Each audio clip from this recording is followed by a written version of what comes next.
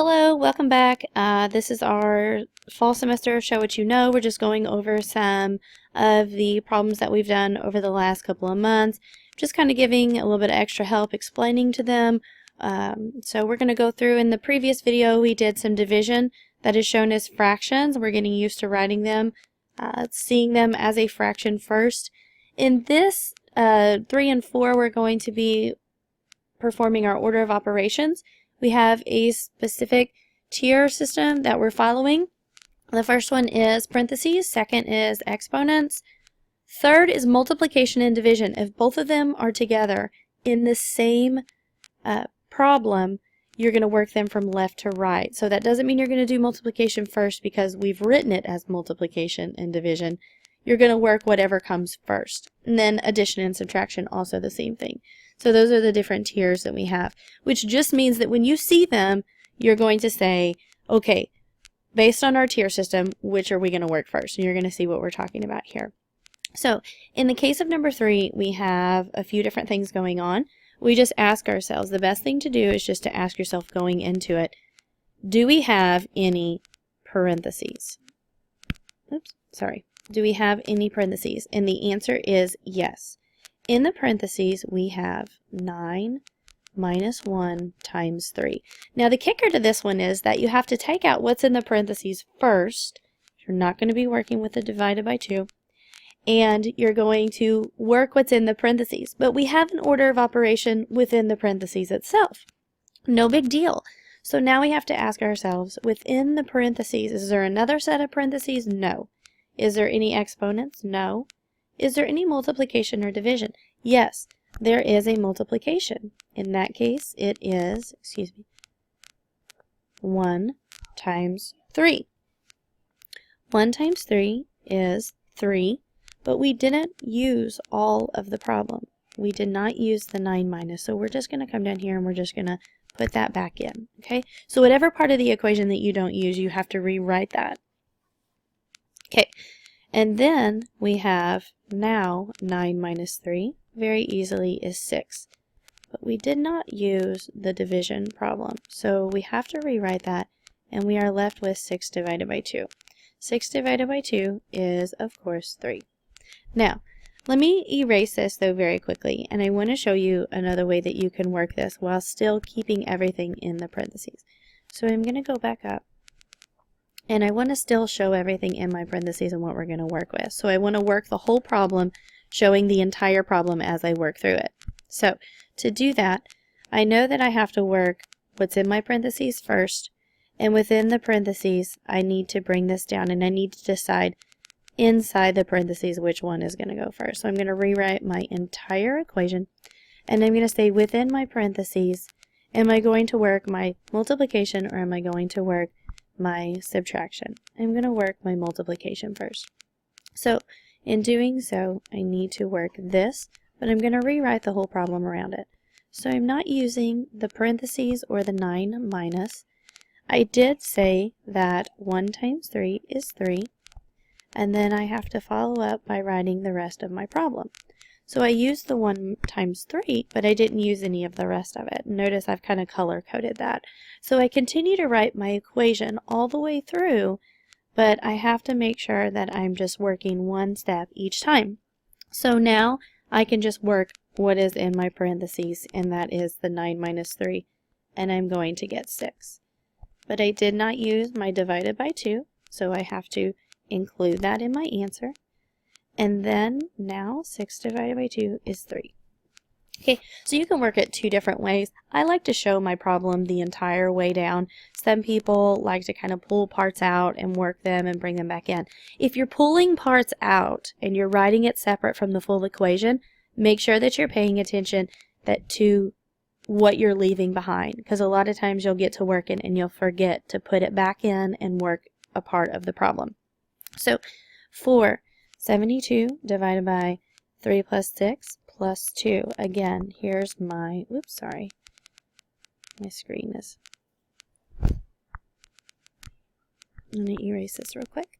And now I'm just going to write my order of operations again, just so I don't forget them. Again, multiplication and division is work from left to right, not meaning that multiplication is first. That's just the way that they wrote that.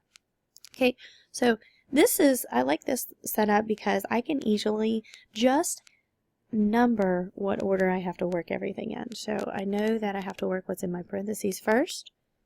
Then multiplication and division is going to come before my addition and subtraction. And then my addition and subtraction. So I like to put the numbers up top, especially on these basic ones when I'm teaching. However, you don't have to if you don't want to. So our first things first is rewriting the equation around your answer. I said that I'm going to do what's in the parentheses first. 3 plus 6 is 9, but then I have to include both parts of the equation that I did not use. Okay, so that's where that's coming from. The second set that I have to do now is either my division or my addition. I already stated in the earlier part of the problem that I would be doing my division first. So my 72 divided by 9 is 8. However, I did not use my addition of 2, so I have to include that in my bottom part, in my answer. And then 8 plus 2 is 10. I like to work with basically kind of like working it as a tree as opposed to just pulling out and putting an equal over here and everything else. I just feel like if you can see how it's combined as you work your way down, sometimes it's easier to absorb it. So, and plug it in and work it yourself. Okay, let's go to our next set, which is finding the products and finding the quotient. This is a little bit more time consuming. I'll try to work it fast. In multiplication, you're going to count your decimals over. So you're going to work it as if you are not working any decimals in the multiplication. You're going to put them in, but you're going to ignore them as you multiply. And then at the end, you're going to tally up how many you have. So even though our 63.8 is at the top, I'm going to write, or at the second, I'm going to write it at the top of my multiplication problem. And that's because when I'm multiplying numbers, you normally put the bigger number on top.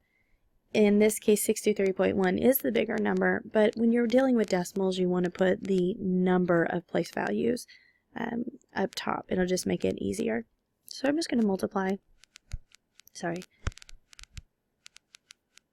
as is. I'm just going to kind of go a little bit fast on this.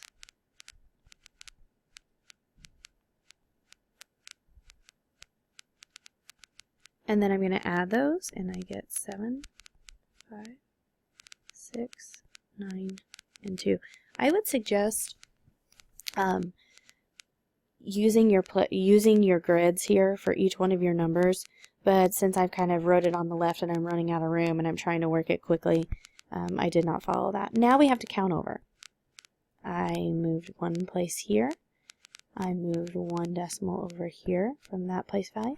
And I get 2. So I have to move it 2 on this here. So I start, and 1, 2. So my final answer is 296.57. And I would check this, and to check that, I'm just going, you can take either number. You can say 296.57 divided by, I would say 4.7. And the general rule is you have to move your decimals over. Okay? And so it would end up being 2,965.7 divided by 47. And that's how you can work it. You don't want to change your decimals once you find your answer. You want to leave it as is. So there's how you work those problems. I would just use a calculator very quickly, and you would get 63.1. At the 6th grade level, you're actually going to work that out to solve that. I'm going to set this up, and I may not have the full time to work it, but I'll try to do that. This is a basic problem of division, so you know that it's 97.2 divided by 1.2. The only problem is that when we have a decimal number outside of your division, you have to count it over and make new numbers. So we have to move that one space over, and that's to make the 1.2 a whole number, which is 12. Anytime I move one space over or any number of spaces outside, I also have to do the same. So now I actually have 972 divided by 12. You do not want to change them back. Whatever your answer is going to be your actual answer. So there's no playing with the decimals once you have found your answer.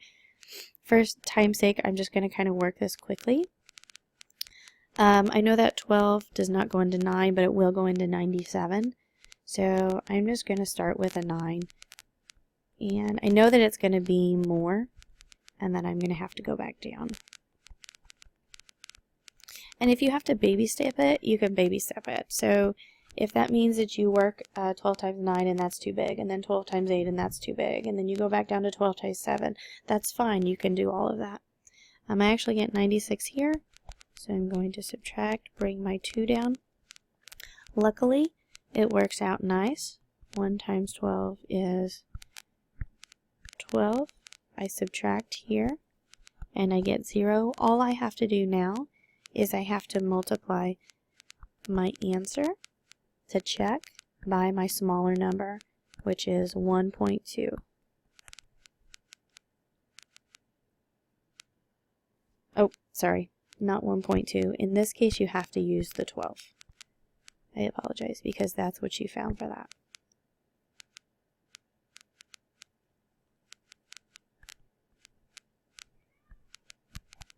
Okay.